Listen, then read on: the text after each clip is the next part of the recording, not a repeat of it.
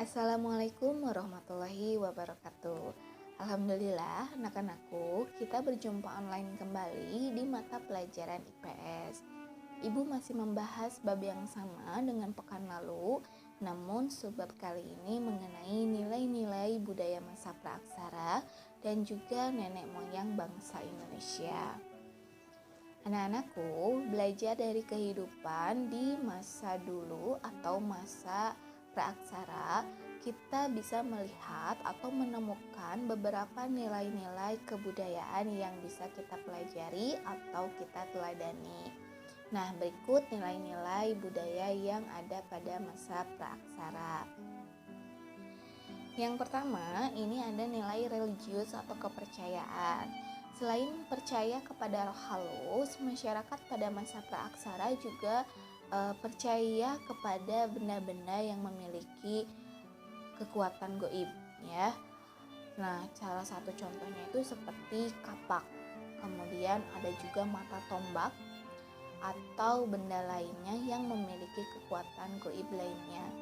Nah, kepercayaan tersebut itu bisa disebut sebagai dinamisme, yaitu di mana orang itu percaya bahwa suatu benda itu mempunyai kekuatan goib. Nah, yang kedua, ini ada nilai gotong royong. Dibuktikan dengan adanya bangunan-bangunan besar ya yang terbuat dari batu-batu yang ukurannya sangat besar. Nah, dengan adanya bangunan tersebut maka bisa dipastikan bahwa masyarakat pada masa praaksara itu membuatnya itu secara bergotong royong atau bekerja sama. Kemudian yang ketiga ada nilai musyawarah. Dibuktikannya dengan apa? Dengan adanya pemilihan pemimpin yang tertua atau biasa disebut juga sebagai sesepuh untuk mengatur masyarakat atau mengambil keputusan terhadap hal-hal yang perlu dihadapi bersama. Nah, maka terbukti dengan adanya hal tersebut, masyarakat praaksara itu memiliki nilai musyawarah. Kemudian yang keempat ada nilai keadilan. Dibuktikannya dengan adanya pembagian tugas antara kaum perempuan dengan kaum laki-laki. Nah, tugasnya tersebut berbeda-beda, kemudian sesuai dengan kemampuan atau keahlian dari masing-masing penduduk, ya. Kalau misalkan kaum lelaki itu biasanya diberikan tugas untuk mencari makanan atau untuk berburu. Sedangkan kaum perempuan itu biasanya ditugaskan untuk berdiam diri di rumah, ya, kemudian membuat makanan dan lain sebagainya. Kemudian yang kelima ada tradisi bercocok tanam. Ditemukannya alat khas pertanian yang berupa beliung persegi atau alat-alat pertanian yang lainnya, membuktikan bahwa masyarakat pada masa praaksara itu sudah melakukan kegiatan bercocok tanam. Nah, yang keenam ada tradisi bahari atau pelayaran. Nah, dengan adanya perahu cadik, yaitu perahu yang sisi kanan dan kirinya itu ada alat dari bambu atau kayu agar perahunya itu tidak mudah oleng, ya, agar seimbang. Nah, perahu tersebut digunakan untuk berlalu lintas antar laut atau antar sungai, kemudian dijadikan sebagai alat untuk penyebaran budaya. Nah, anak-anakku, berikut akan Ibu jelaskan nenek moyang bangsa Indonesia. Ada orang yang bernama Paul dan Fritz Sarasin atau biasa juga dikenal sebagai Sarasin bersaudara. Nah, mereka mengemukakan bahwa bangsa Indonesia itu aslinya itu adalah orang-orang yang berkulit gelap dan juga mempunyai tubuh yang kecil. Nah, penduduk aslinya itu tinggal di daerah pedalaman, kemudian penduduk pendatangnya itu tinggal di pesisir.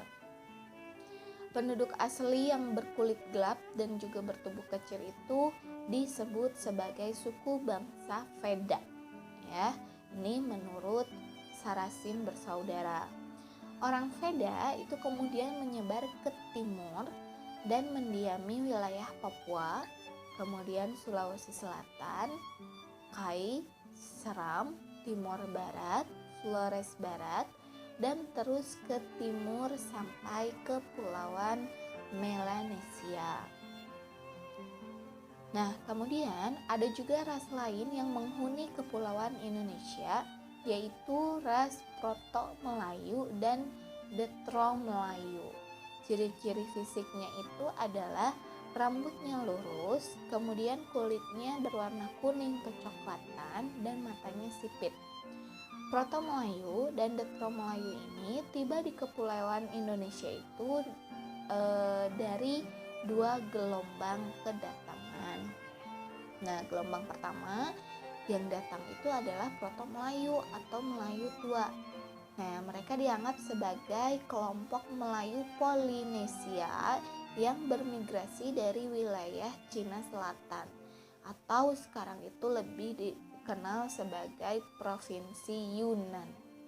Proto Melayu ini membawa perkakas yang terbuat dari batu berupa kapak persegi dan juga kapak lonjong.